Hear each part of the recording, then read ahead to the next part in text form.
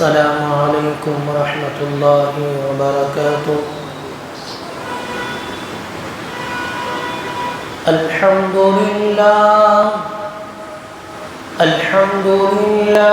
نحمده ونستعینه ونستغفره ونؤمن به ونتوکل علیہ ونعوذ باللہ من شرور انفسنا ومن سیئات اعمالنا من يهده الله فلا مضل له ومن يضلله فلا هادي له ونشهد أن لا إله إلا الله وحده لا شريك له ونشهد أن سيدنا وسندنا وحبيبنا ومحمدنا صلى الله تعالى عليه وعلى آله وبارك وسلم تسليما كثيرا أما بعد فأعوذ بالله السميع العليم من الشيطان الرجيم بسم الله الرحمن الرحيم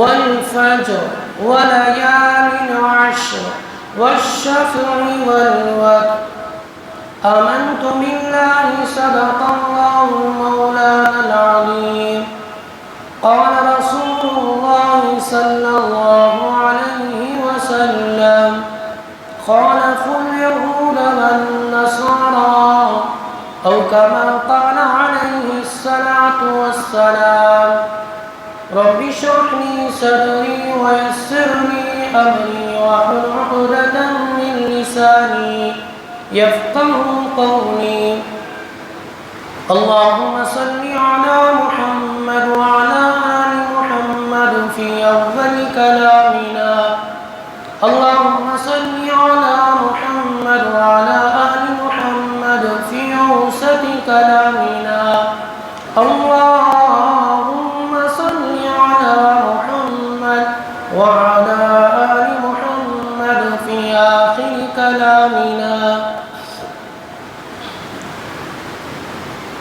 واجب الاحترام بزرگوں، دوستوں، بھائیوں، سب سے پہلے تو اللہ تبارک و تعالیٰ کا کرم اور مالک حقیقی کا ہم سب پر انعام ہے کہ اس نے مجھے اور آپ کو صحت و عافیت کے ساتھ مسجد میں جمع فرمایا۔ درود پاک کے نذرانے نازل ہوں آقا مدنی احمد مجتبیٰ رسول عربی صلی اللہ علیہ وسلم پر۔ آج آپ حضرات کے سامنے ذی الحجہ کی فضیلت اس موضوع پر مجھے کچھ کہنا ہے۔ دعا کیجئے گا اللہ پاک حق بات، حق طریقے کے ساتھ، حق نیت کے ساتھ آپ حضرات تک کہنے کی توفیق دے، اور اللہ تعالیٰ زبان سے وہ باتیں نکلوائیں جس سے میرا، آپ کا اور امت کا فائدہ ہو۔ ان باتوں سے میری، آپ کی، امت کی حفاظت کرے جس سے فتنہ فساد، شرور و فتن پھیلتا ہو۔ اللہ عمل کی دولت سے مالا مال کرے۔ حاضرین گرامی، اللہ تعالیٰ بندوں کو اپنے قریب لانے کے لیے مواقع فراہم کرتے ہیں، موقع دیتے ہیں، کسی طرح سے یہ اللہ سے بچھڑا ہوا بندہ اللہ تعالیٰ سے مل جائے۔ اسی لیے کبھی رمضان کی شکل میں، کبھی شب برات، شب قدر کی شکل میں، کبھی تو عیدین کی شکل میں، کبھی تو جمعہ کی شکل میں، کبھی تو یہ ایام جو اب آنے والے ہیں ذی الحجہ کے، اور ایسے ایام لا کر اللہ تعالیٰ چاہتے ہیں کہ میرا بچھڑا ہوا بندہ مجھ سے مل جائے۔ جیسے دیکھیے ان ماں باپ سے آپ پوچھئے گا جن کے بچے ماں باپ سے جدا ہو گئے، شادیاں ہو گئی، بیچارے الگ گھر چلے گئے، لیکن ماں باپ تڑپتے ہیں کہ میرا بچہ مجھے نظر آئے۔ ایک دن بچہ نظر سے غائب ہو جائے، حالانکہ وہ شادی شدہ ہو گیا ہے، اس کی الگ فیملی ہے، لیکن ماں باپ کی یہ تمنا ہوتی ہے کہ میں میرے بچوں کو میرے نظروں کے سامنے سے دیکھوں۔ یہ الگ بات ہے کہ ہمارے نوجوان ماں باپ سے بے رخی اختیار کرتے ہیں اور ان کے ساتھ بدتمیزی کا سلوک کرتے ہیں۔ اللہ حفاظت کرے۔ میرا وہ موضوع نہیں ہے، بلکہ مجھے یہ سمجھانا ہے جس طرح ماں باپ چاہتے ہیں کہ میرے بچے میرے قریب ہو، میرے قریب ہوں گے تو ان کی کیا ضرورتیں ہم کو معلوم ہے کہ ہم ان کی ضرورتیں پورا کر سکیں گے۔ ایسے ہی بزرگان محترم اللہ تعالیٰ بھی یہی چاہتا ہے کہ بندے اللہ سے تعلق اپنا لیں اور اللہ کے ساتھ مضبوط ہو جائیں۔ بندوں کی کیا ضرورت ہے بندوں کو نہیں معلوم، اللہ کو معلوم ہوتا ہے۔ اس معصوم بچے کی طرح، جیسے معصوم بچہ کیا سمجھتا ہے کہ اگر اس کے ہاتھ میں ایک چاکلیٹ مل جائے یا اسے کھلونا مل جائے بس وہ اپنی دنیا سمجھتا ہے، لیکن ماں باپ کو معلوم ہے کہ اس بچے کے لیے فیوچر میں، مستقبل میں، آئندہ اس کی کیا ضرورت ہے۔ اس کی پڑھائی کا نظام کرنے کی کوشش کی جاتی ہے، اس کے رہنے سہنے کا، اس کے کھانے پینے کا، بلکہ بعض ماں باپ تو اس کی آنے والی نسلوں کا بھی فکر کرتے ہیں۔ ایسے ہی اللہ تعالیٰ میرے اور آپ کے بارے میں چاہتے ہیں کہ میرے بندے میرے سے قریب ہو، ان کی کیا کیا ضرورتیں ہیں، کیا کیا حاجتیں ہیں، یہ ان کو نہیں معلوم ہے، مجھے معلوم ہے۔ میں ان کے ضرورتیں پورا کروں گا، میں ان کی حاجتیں پورا کروں گا۔ اسی لیے عربی کا مقولہ ہے لوگوں کا کہ اگر کوئی بندہ اللہ کا خاص ہو جاتا ہے، من کان للہ کان اللہ لہ، جو اللہ کا ہو گیا پوری دنیا اس کی ہو جاتی ہے۔ لیکن افسوس کی بات یہ، اللہ تعالیٰ موقع بموقع لاتے ہیں مجھے اور آپ کو اللہ تعالیٰ سے جڑنے کے، لیکن میں اور آپ اتنا دور چلے جاتے ہیں جس کی کوئی حد نہیں۔ ایک موقع اللہ دیتے ہیں، اس موقع میں بندہ نہیں کرتا تو پھر اللہ بھی چھوڑ دیں گے۔ کیوں؟ اس لیے کہ اس کو سمجھایا جا رہا ہے، بلایا جا رہا ہے، اس کے سامنے دونوں راستے موجود ہیں۔ صحابہ کی زندگی اس کے سامنے موجود ہے اور اللہ کے رسول کے دشمنوں کی زندگی اس کے سامنے موجود ہے۔ جن صحابہ نے ہماری بات مان کر، اللہ کے رسول کی بات مان کر زندگی گزاری تھی، وقت کے دشمنوں کے سامنے للکار کر بات کرنے کی جرأت ان میں پیدا تھی، اور جو اللہ کے باغی بنے، دشمن بنے، ان کا دنیا کا بھی نقصان ہوا، آخرت کا بھی نقصان ہوگا۔ پہلی چیز یہ ہے کہ میں اور آپ اللہ سے رشتہ مضبوط کریں۔ اللہ بہانہ ڈھونڈتے ہیں، موقع فراہم کرتے ہیں کہ کیسے میرا بندہ۔ ایک آدمی بنی اسرائیل کے زمانے میں مسلسل ہمیشہ یا سنم پکارنے والا، ہمیشہ غیر اللہ کی پرستش کرنے والا، ایک مرتبہ رات کے وقت یا سنم پکارتے ہوئے، اپنے معبودان باطلہ کو پکارتے ہوئے، نیند کے خمار کی وجہ سے، نیند کے غلبے کی بنیاد پر اچانک اس کے منہ سے نکل گیا یا سمجھ، فوراً آواز آئی، لبیک یا عبدی، میرے بندے میں حاضر ہوں۔ حضرات فرشتے کہنے لگے، اے اللہ، یہ آدمی جس نے پوری زندگی کبھی آپ کو یاد نہیں کیا، آج تو بھولے سے، آج تو نیند کے خما کی وجہ سے، نیند غالب ہونے کی وجہ سے آپ کو یا سمجھ کہہ دیا، آپ نے جواب دے دیا، تو اللہ تعالیٰ کہنے لگے میرے فرشتوں اگر میں جواب نہ دیتا تو میرے اور ان میں کیا فرق ہوتا؟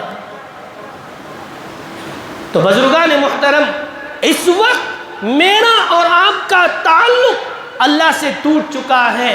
اب یہ ایام ہے کہ ہم اپنے اللہ سے اپنا تعلق مضبوط کریں۔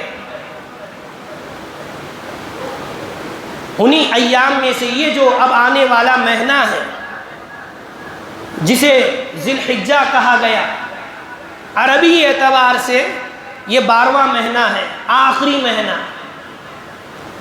یہ ذی الحجہ والا مہینہ، اس کے اندر اللہ تبارک و تعالیٰ نے وہ عبادتیں رکھی ہیں جو دوسرے مہینوں کے اندر آدمی کرنا بھی چاہے وہ مال سے بھی لبریز ہو، صاحب ثروت ہو، کرنا بھی چاہے تو اسے وہ ثواب نہیں ملتا۔ مثال کے طور پر دیکھیے، ایک آدمی بالغ ہوتا ہے، اس کے اوپر 5 نمازیں فرض ہیں۔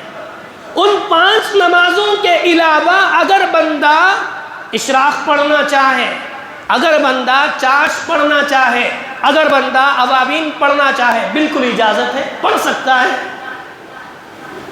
اگر کوئی بندہ رمضان کے اندر اس کے اوپر روزے سال میں 1 مرتبہ فرض ہیں بالغ ہونے کی وجہ سے، رمضان کے بعد روزہ رکھنا چاہے، صرف 5 روزے بندے پر حرام ہیں، اس کے بعد پورے کے پورے 360 دن میں یہ 5 دن چھوڑ کر بقیہ پورے سال روزہ رکھنا چاہے تو شریعت اجازت دیتی ہے۔ 5 روزے حرام وہ ہیں، ایک عید الفطر کا روزہ ہے، دوسرا عید الاضحیٰ کا روزہ ہے، اور تیسرا جو عید الاضحیٰ کے آخری جو ایام ہیں، یعنی 11 تاریخ، 12 تاریخ اور 13 ذی الحجہ، یہ 3 ایام تشریق کے روزے، گویا 5 روزے اس بندے پر حرام ہیں، رکھ نہیں سکتا۔ اس کے علاوہ پوری زندگی روزہ رکھنا چاہے تو اسے اجازت ہے۔ اگر کوئی بندہ صاحب ثروت ہے، مالدار ہے، سال میں 1 مرتبہ زکوٰۃ دینا ہے، لیکن وہ پورا سال صدقہ خیرات کرنا چاہے تو اجازت ہے، شریعت میں کر سکتا ہے۔ لیکن بزرگان محترم، یہ جو ذی الحجہ والا مہینہ آنے والا ہے، اس مہینے میں جو عبادتیں ہیں وہ دوسرے مہینے میں چاہے کوئی بھی ہو بالکل نہیں کر سکتا۔ مثال کے طور پر ذی الحجہ کے اندر وقوف عرفہ ہے، عرفہ کے میدان میں آدمی کو 9 تاریخ کو جانا ہے، حاجی کو۔ اب ذی الحجہ کی 9 تاریخ کو بیچارہ وہ گیا تو اس کا حج ہوگا۔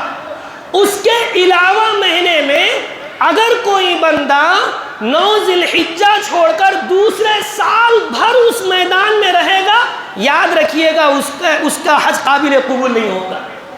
9 ذی الحجہ ہی کو سے آنا ہے۔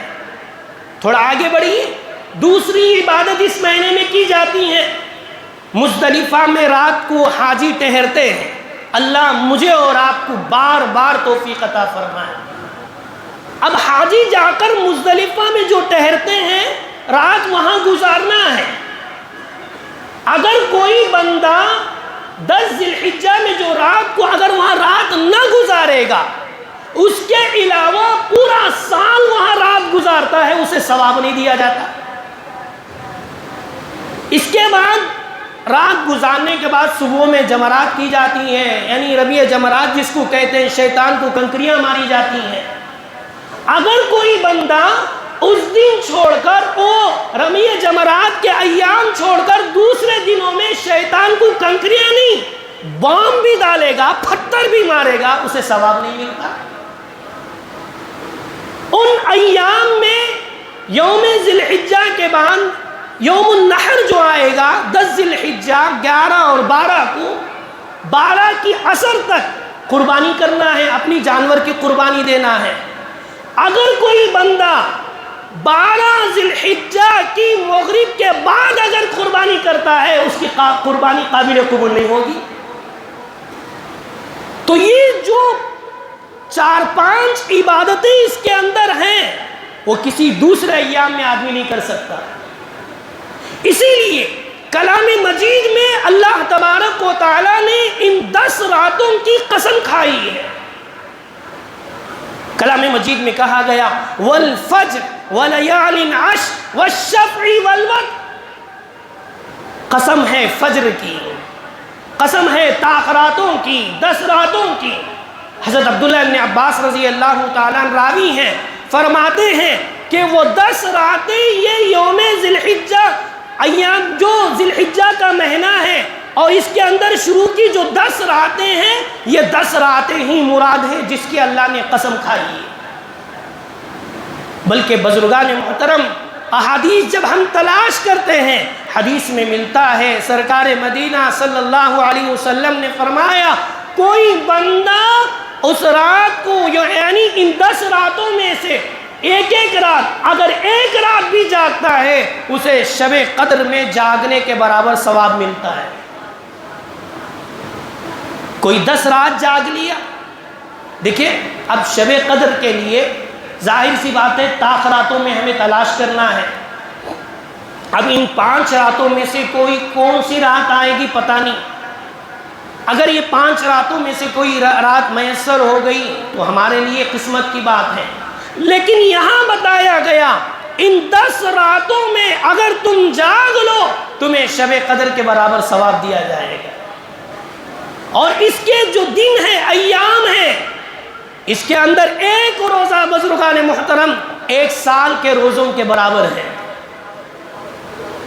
سیدنا حضرت موسیٰ علیہ السلام کے بارے میں آتا ہے کہ جس وقت حضرت موسیٰ علیہ السلام نے قوم سے کہا تھا، وعدہ کر لیا تھا کہ تھوڑا سا صبر کر لو، ظالم کو اللہ ختم کریں گے، آج صبر کرو گے کامیابی ملے گی، لیکن تھوڑا سا صبر کرو، جب تم صبر کرو گے ظالم ختم ہوگا، ظالم ختم ہوگا تمہیں اللہ کے دربار میں جا کر تمہارے لیے ایک ایسی کتاب لاؤں گا جس کتاب کے اندر حرام اور حلال کی پہچان تمہیں معلوم ہوگی، کیا کرنا ہے کیا نہیں کرنا ہے یہ سب تمہارے سامنے بیان ہوگا۔ لیکن فرعون کی جو سختیاں ہیں، فرعون جو آج تمہارے اوپر ظلم کر رہا ہے، اسے تھوڑا سا صبر کر لو۔ ہم تاریخ جانتے ہیں، ہر مسلمان کو یہ بات معلوم ہے، بنی اسرائیل کے ساتھ ظالم فرعون نے الگ الگ قسم کے ساتھ ان کے اوپر ظلم کیا، بلکہ بزرگان محترم ان کو اپنا غلام اور ان کی عورتوں کو باندی بنا کر رکھا۔ اور یاد رکھیے ظالم جتنا زیادہ پاور والا ہوتا ہے اتنا زیادہ بے عقل ہوتا ہے، اس کی عقل مارے جاتی ہے۔ وقت کے پی ایم کو آپ لے لیجئے،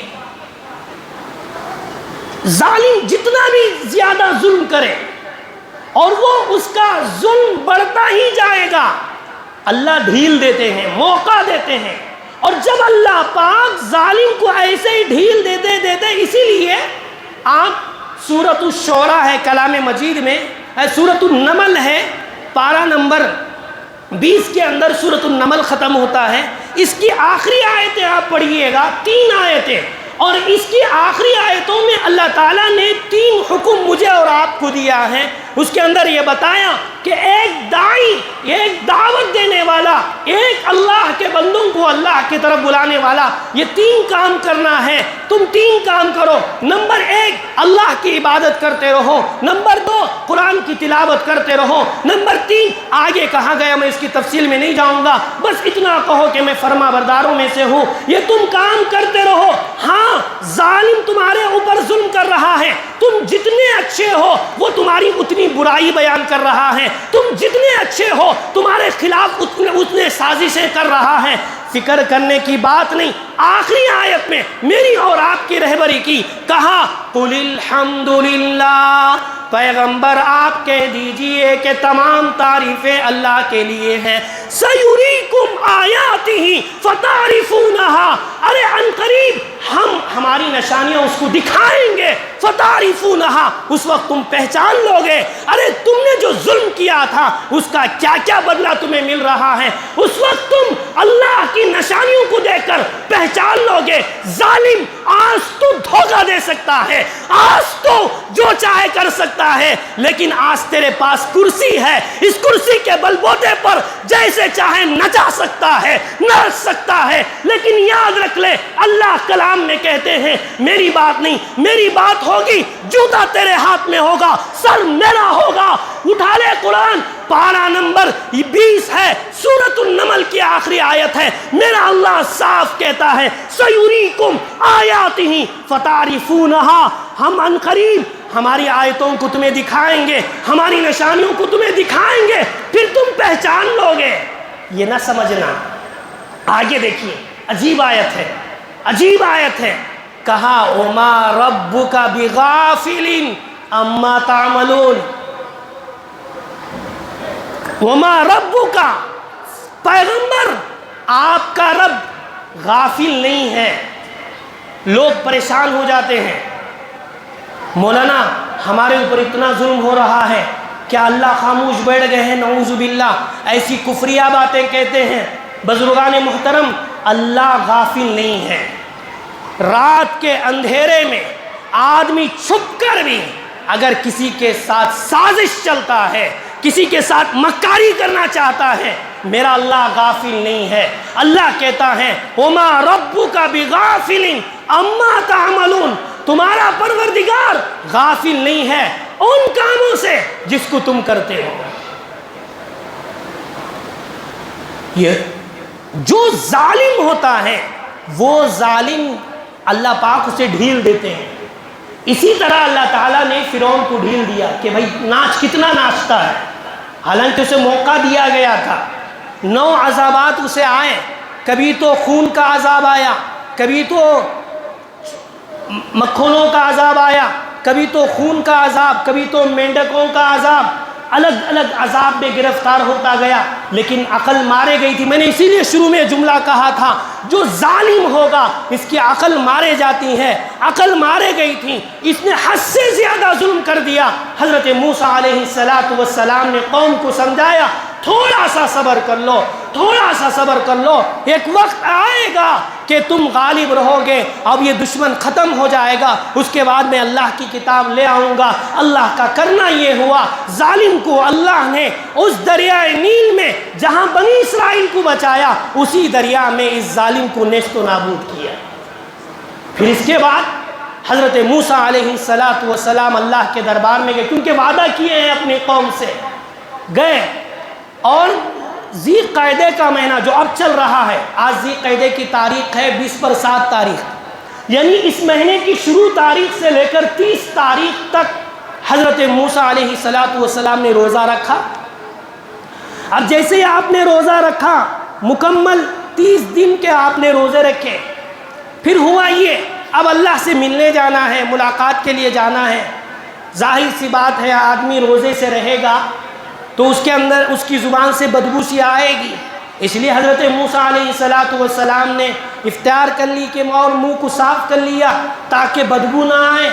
اب گئے اللہ کے دربار میں، اللہ نے کہا حضرات فرشتوں کے ذریعے سے موسیٰ واپس جاؤ اور 10 دن کے روزے رکھ کر آؤ، اور پھر واپس یہ جو 10 دن تھے، اب آنے والا جو مہینہ قربانی والا مہینہ ہے، یہیں ذی الحجہ کے وہ 10 دن تھے جس میں حضرت موسیٰ علیہ السلام نے روزہ رکھا ہے۔ تو بیان کا خلاصہ یہ ہے بزرگان محترم، آنے والی راتیں بھی بڑی معزز محترم راتیں ہیں، آنے والے دن بھی بڑے بابرکت راتیں ہیں۔ ہو سکے تو آپ روزہ رکھیے گا۔ دیکھیے ایک روزہ رکھیں گے 1 سال کا آپ کو ثواب ملتا ہے، ایک رات آپ جاگتے ہیں شب قدر کے برابر آپ کو ثواب ملے گا، لیکن کام کی وجہ سے، مصروفیات کی وجہ سے آپ نہیں رکھ سکتے، کوئی بات نہیں، لیکن کم از کم بزرگان محترم اللہ کے لیے ان ایام میں گناہوں سے تو بچ جائیے۔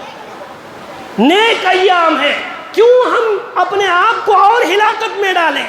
کیوں ہم اپنے آپ کو خود آگ کے جھونکے میں ہم اپنے آپ کو جھونکنا شروع کریں؟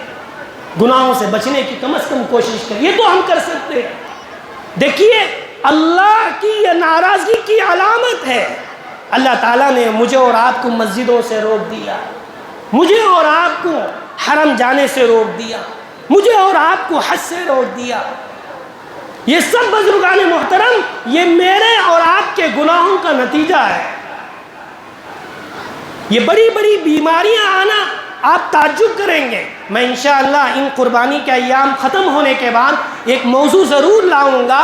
کیا حضور علیہ السلام ایک پیغمبر ہوتے ہوئے یہ آنے والی جو کرونا کی بیماری ہے اس کو بتایا یا نہیں بتایا، یہ ضرور میں موضوع لے کر آؤں گا، کیونکہ اب یہ قربانی کے ایام چل رہے ہیں، اس میں مجھے ضروری باتیں آپ سے کرنی ہیں۔ پہلی بات تو یہ کہ ان ایام کی قدر کریں، ان راتوں کی قدر کریں، ان دنوں کی قدر کریں۔ اللہ کے لیے ان 10 راتوں میں اور ان 10 دنوں میں گناہ چھوڑ دیں۔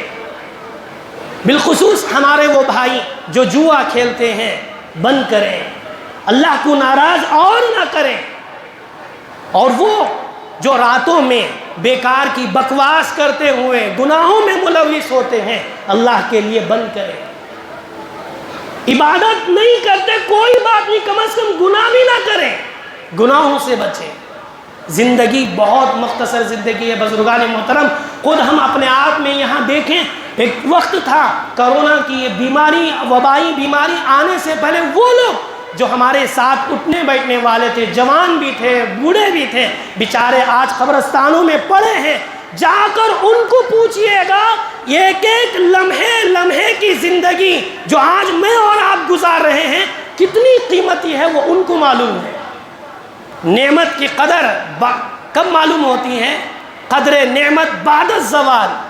آج میرے پاس ہاتھ ہے، اس کی قدر نہیں، جب یہ میرا ہاتھ ٹوٹے گا تو اس وقت اس ہاتھ کی قدر ہوتی ہے۔ میرا پیر ہے، آج میں اس پیر سے چل سکتا ہوں، لیکن پیر ٹوٹتا ہے تب اس پیر کی قدر آتی ہے۔ اس لیے اللہ کی ان نعمتوں کا شکر یہی ہے کہ ہم اس کو اپنے گناہوں میں نہ لگائیں، اللہ کی مرضیات پر لگائیں۔ آنے والے ان دنوں کی، یعنی آج 27 پر 7 تاریخ ہے ذی قعدے کی، کل آ کر 20 پر 8 ہوگی، اور اتوار کے دن 20 پر 9 تاریخ ہوگی۔ جو حضرات قربانی دینے والے ہیں، سنیے مسئلہ، قربانی کس پر واجب ہے آپ کو بالکل صاف طور پر، تاکہ آپ کو سمجھ میں آئے۔ جس کے پاس 40,000 روپے کھا پی کر بچے ہیں اس کے اوپر قربانی واجب ہے، چاہے وہ بالغ مرد ہو، چاہے وہ بالغ عورت ہو، کوئی بھی ہو۔ اگر وہ مالک ہے 40,000 کی، میں نے 40,000 اس لیے کہا کہ آپ کو حساب لگے گا چاندی کے حساب سے، 40,000 اگر کسی کے پاس ہے تو وہ قربانی دینا اس کے اوپر واجب ہے۔ آپ کہیں گے مولانا ہمارے پاس 40,000 کہاں ہے؟ ذرا آگے چلیے، گھر کے اندر جو ٹی وی لگی ہوئی ہے بزرگان محترم، LED کی جو ٹی وی ہے وہ 40,000 25,000 سے زائد ہے۔ آپ کے ہاتھ میں جو موبائل ہے بزرگان محترم وہ 10-20 ہزار سے بھی زائد ہے۔ آپ کی جو سواری ہے، یہ ضروری سواری چھوڑ کر جو ایکسٹرا فٹنگ ہے یہ بھی زائد میں سے آتی ہے۔ گھر کے اندر ماشاءاللہ آپ کا اگر ضروریاتی چیزیں، اب جیسے فریج ہے، فریج کا ہونا ضروری ہے، اس کے بغیر نہیں ہو سکتا، اور پھر اسی طرح واشنگ مشین ہے، یہ ضروری چیز ہے گھر کے لیے۔ اس کے علاوہ جو ضروریاتی چیزیں ہوں گی اگر وہ 40,000 تک ٹچ کرتی ہوں تو آپ کے اوپر قربانی واجب ہے۔ سال یہ گئے سال ہم دے دیے، اس سال نہیں ہے، ایسی بات نہیں ہے۔ اچھا، یہ جو 40,000 کا مال اگر آپ کی گھر والی کے پاس ہے، آپ کے پاس کچھ بھی نہیں ہے، تو یاد رکھیے گا آپ کی گھر والی پر، خاص کر مستورات کو یہ بات پہنچائیں، ان پر قربانی واجب ہوتی ہے۔ جو آدمی قربانی نہ دے، حدیث منورہ میں رسول علیہ السلام نے فرمایا کہ وہ عیدگاہ نہ آئیں، سختی کے ساتھ وعید ہے۔ اس لیے مسئلہ معلوم کریں حضرات علماء سے کہ میرے پاس اتنا ہے، میں کیا کروں، کیسے دوں، قرض اتنا۔ یاد رکھیے زکوٰۃ واجب ہونے کے لیے مکمل 1 سال کا گزرنا ہے، لیکن کوئی آدمی 10 ذی الحجہ کو، یعنی اب آنے والے مہینے میں جو عید کا دن ہے 10 ذی الحجہ، اس دن اگر اسے 40,000 روپے مل گئے، سال گزرنا ضروری نہیں، فوراً اس کے اوپر قربانی واجب ہو جاتی ہے ان 3 دنوں میں۔